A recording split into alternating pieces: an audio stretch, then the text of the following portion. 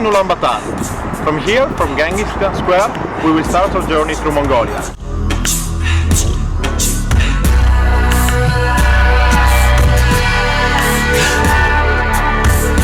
The capital city of Mongolia is a mixture between Russian and Chinese style.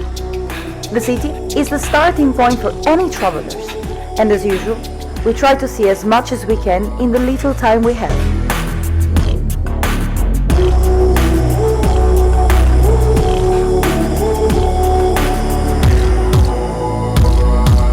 We're now at the Black Market, the most famous market in Ulaanbaatar.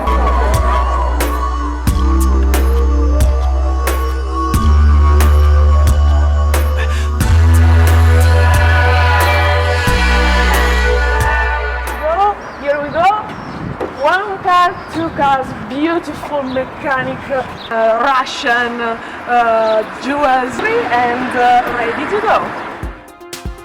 Finally, we have our cars, and we start driving towards south, towards the Gobi Desert.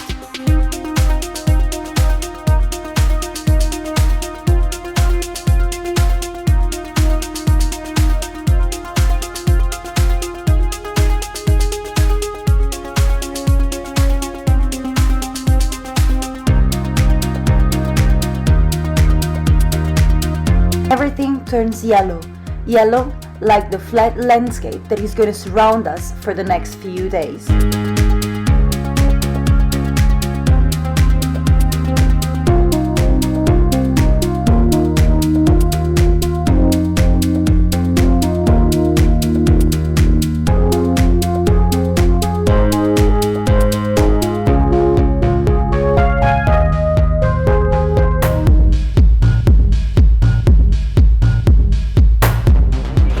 Bravissimo! Dai un po' di gas, dai, accelera un po', accelera un po'. Accelera un po'. Second day, we're going to Gobi Desert. Once we enter the Gobi area, we head towards the Yolinam Canyon.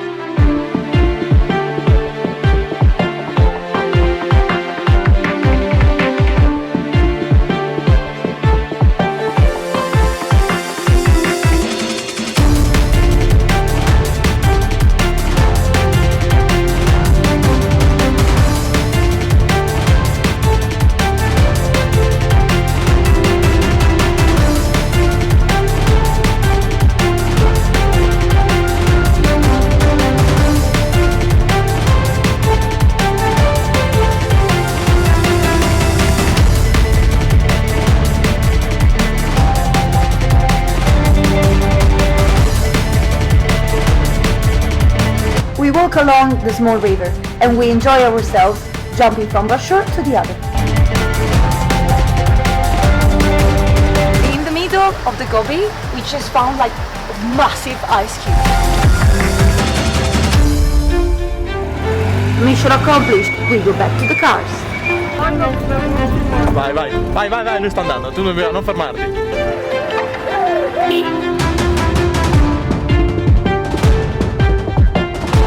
The Gobi is the second largest desert in the world, and it's not only sand dunes, but also mountains and dry lands.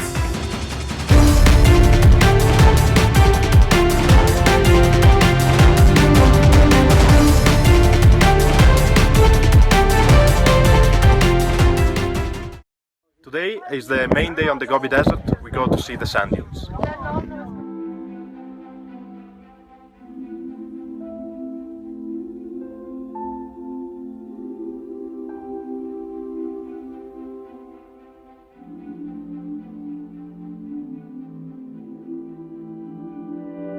Are here where the sand dunes are, and we will try to climb them. So let's give it a go.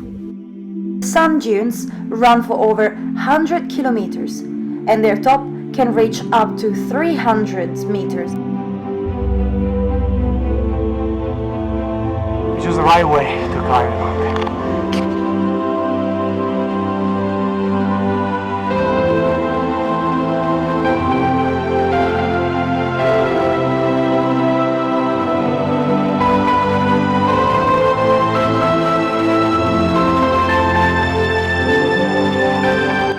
Unfortunately, it's a very grey and rainy day. But while we're reaching up the top of the dunes, the sky clears up and the sun appears. It appears and it colors the sand dunes in gold.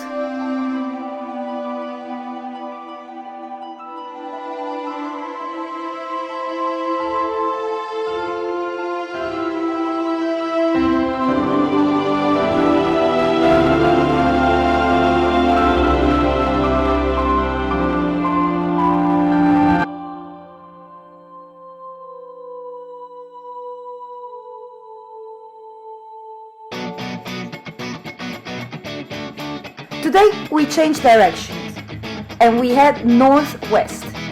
We constantly off roads and of course we started having some troubles with the cars.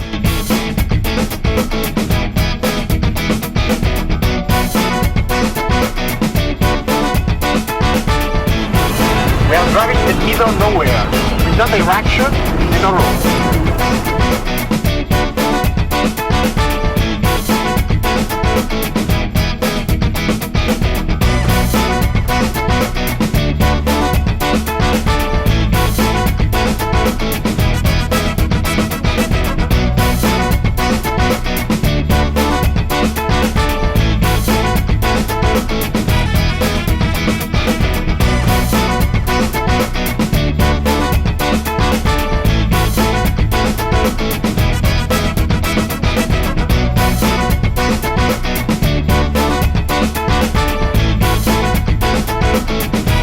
Today to the Orhon Valley, we're gonna pass through two high mountain passes and we're gonna see the Orhon Valley.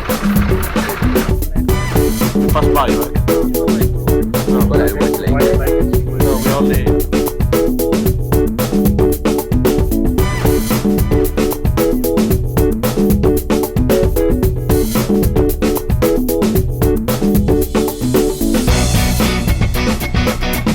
Suddenly, one of our car breaks down and we have to stop and ask for help to one of the local family. Still live in traditional tents and they still follow their ancient traditions.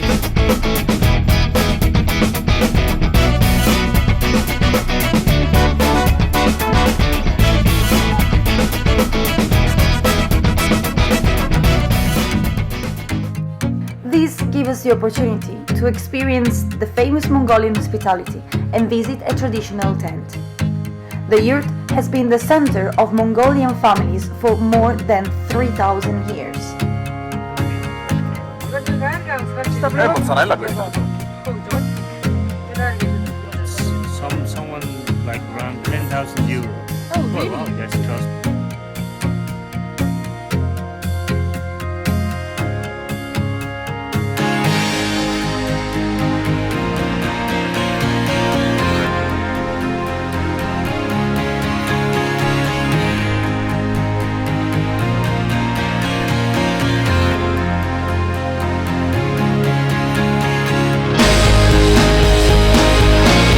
When we finally reached the Orhon Valley, the landscape has changed. Green hills and gorgeous rivers replace the flat landscape.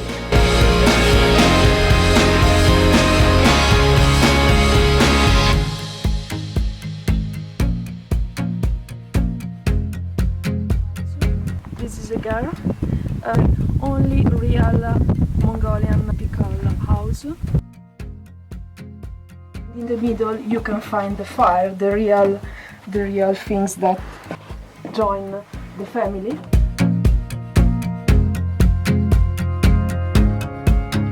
Today is an important day. We are in the middle of our journey and we are going to see what is left of the old Mongol capital of Karkhorin.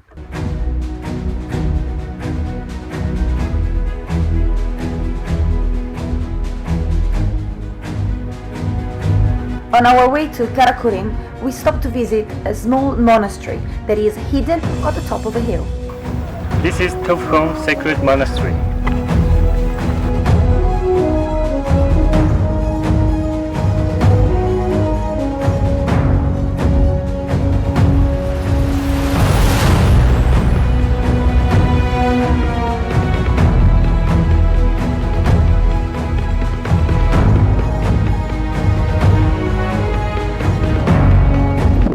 This one is left from the ancient Mongol Empire, Karkhorin, and it was destroyed in 1500, and then they used basically all the ruins to build the temple that is at my left hand side.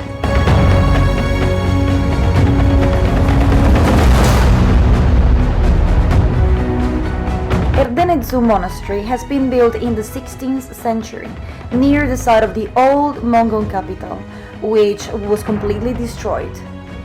The Turtle Rock is the only original stone left.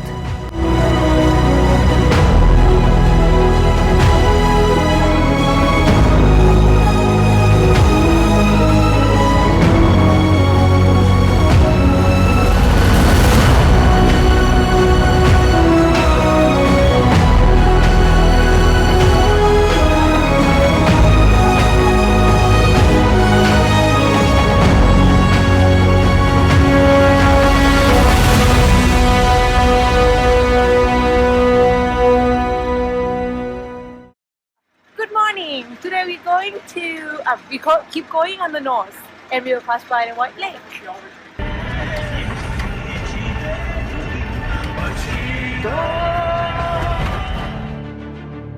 We keep driving north. The weather is changing. Temperature drops and it starts raining.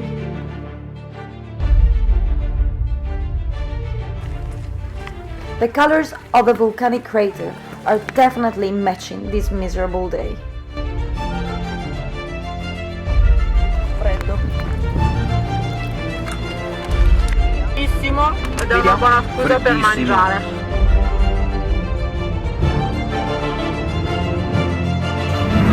Vai, viaggio!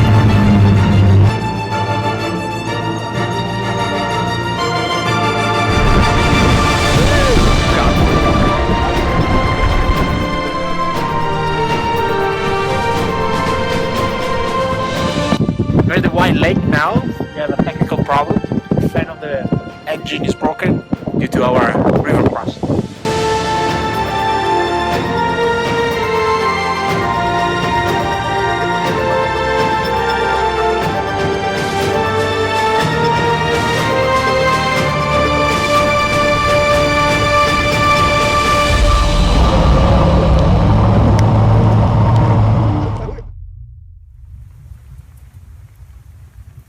Okay, finally the day is ended. So now finally we got to the camp. It's 2 a.m. in the morning. The only thing we want to do is just go to sleep. And here we go. We spent the night crossing rivers, going through snowstorms, and now we are here direction to Lake Kosvogol.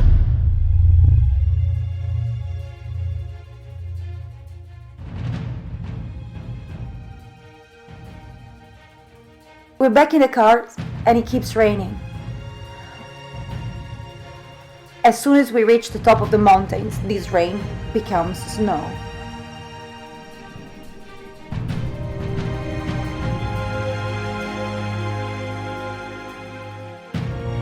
With our winter equipment, we spend more than 4 hours stuck on a mountain pass.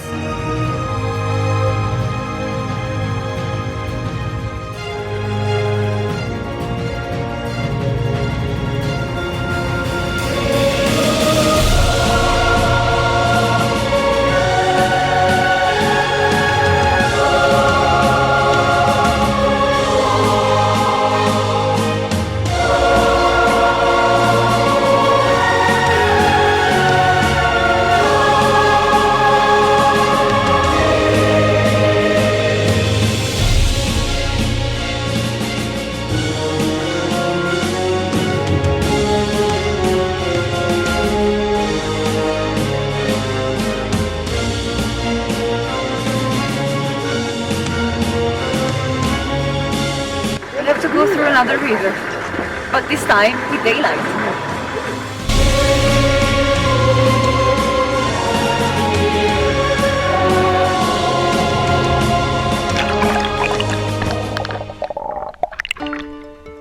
After almost 12 hours of non-stop driving, we finally reached the Kosvogol Lake. We're now in the north, near the Russian border.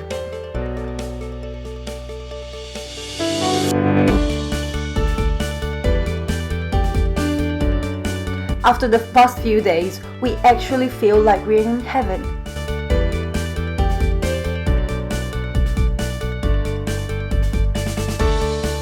Beautiful sunny day on Lake Kosbogol, and the kids here are playing. The lake contains 2% of the total still water in the world and is one of the favorite holiday places for the locals. We finally have some time for ourselves. Some of us take a boat, some prefer horse riding, and someone decides to swim in the freezing water.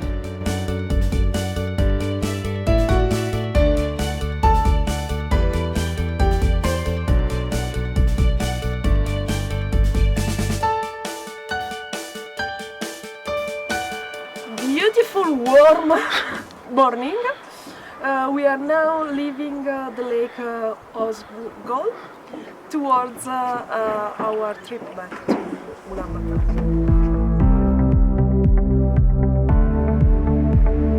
Hit the road again, and this time we go towards east. Along the way, we briefly stop at Erdenet, that is an industrial city built by the Russians in the 80s.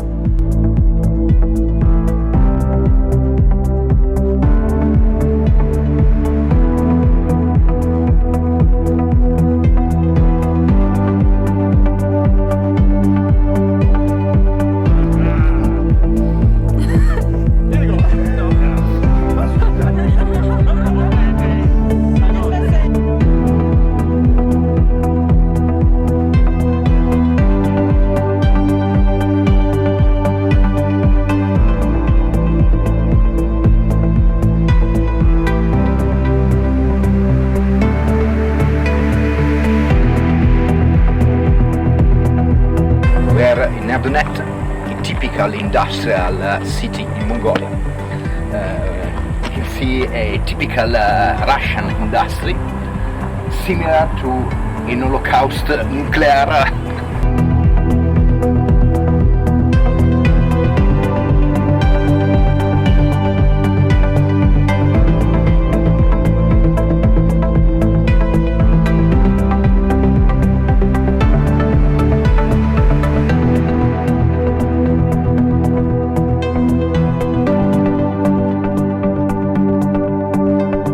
In Galan, which is the biggest temple in Mongolia. The Galant Monastery is one of the 3 main temple sites. It was built by the Manchu Emperor in the 17th century, and it survived the Russian devastation after the Second World War.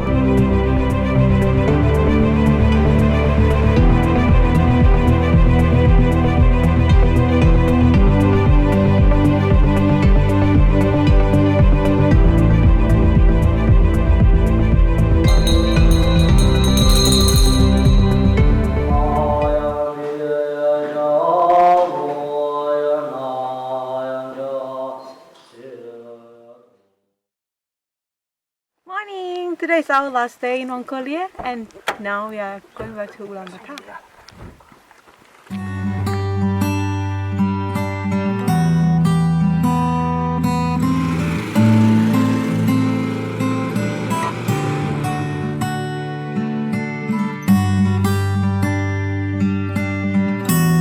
We're now at the end of our trip, and we go back to Ulaanbaatar. We enter the city from north this time, and while we're crossing the city, we are amazed by the number of buildings and houses under construction.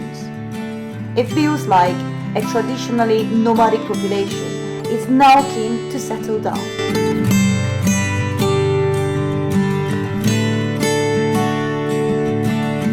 But before we leave the country, we still have to try one of the typical Mongolian dishes. Warning! The following footage contains strong food violence. We are about to taste sheep's head, that is one of the delicacies in the Mongolian cuisine.